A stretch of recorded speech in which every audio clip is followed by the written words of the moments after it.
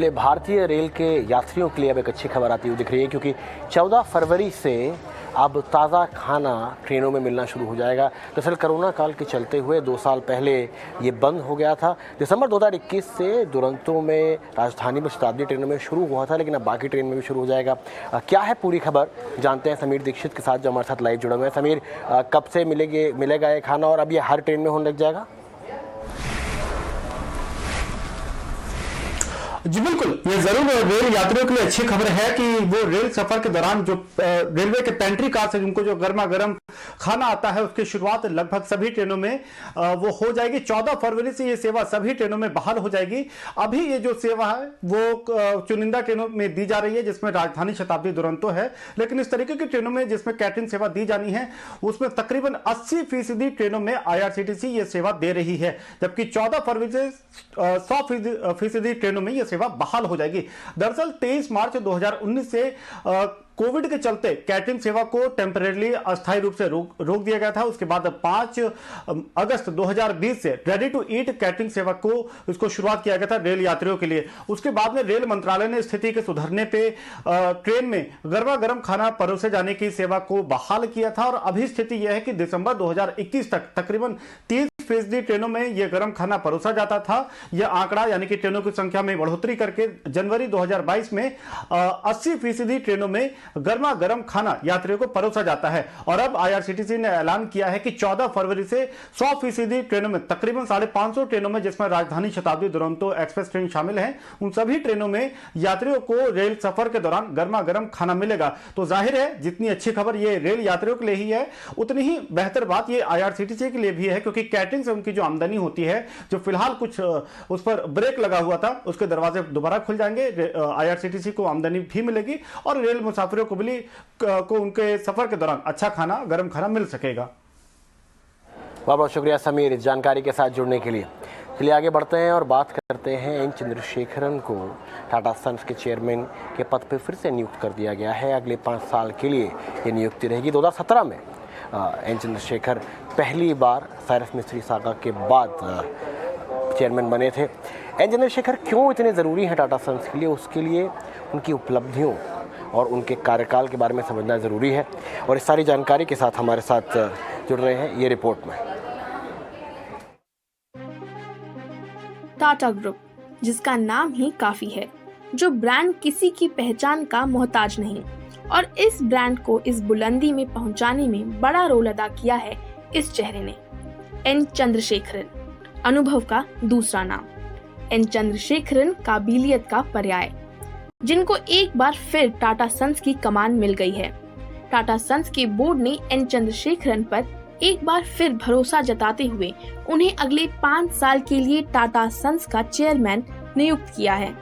N Chandrasekaran ने साल 2017 में टाटा सन्स की कमान तब संभाली थी जब साइरस मिस्त्री विवाद के चलते टाटा सन्स में लीडरशिप संकट खड़ा हो गया था।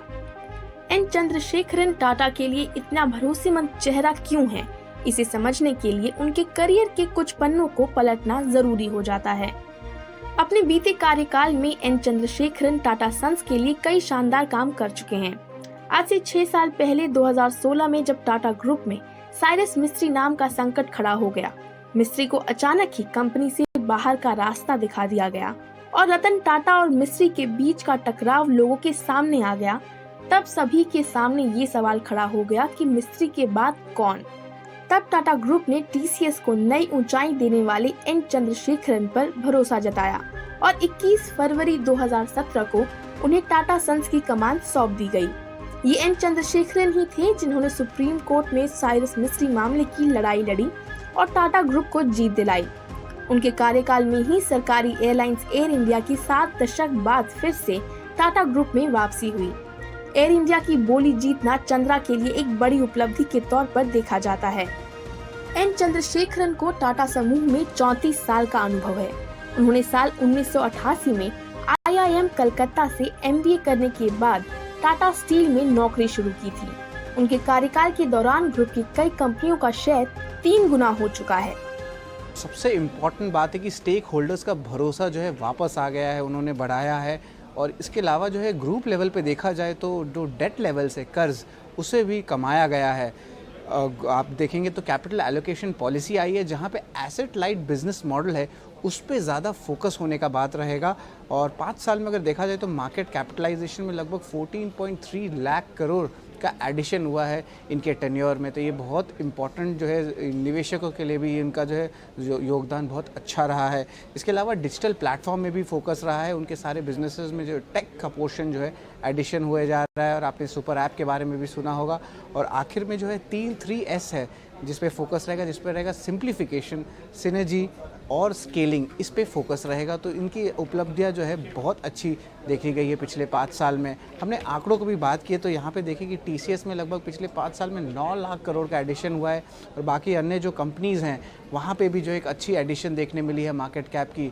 अगर कंपाउंडेड ग्रोथ रिटर्न्स की बात करें पिछले 5 साल में तो एवरेज देखेंगे तो लगभग 25% से ऊपर सारे टाटा ग्रुप कंपनीज़ के एवरेज की जो है कंपाउंडेड रिटर्न्स देखने मिली है। तो ओवरऑल ये टेन्योर जो है बहुत प्रॉफिटेबल सारे स्टेक होल्डर्स के लिए रहे हैं। बहरहाल चुनौतियों को अवसर में बदलने वाली एक शख्सियत है एन चंद्रशेखरन, जिनके 6 साल के जबरदस्त काम और विजन के चलते टाटा ग्रुप ने उन पर फिर से भरोसा जताया है।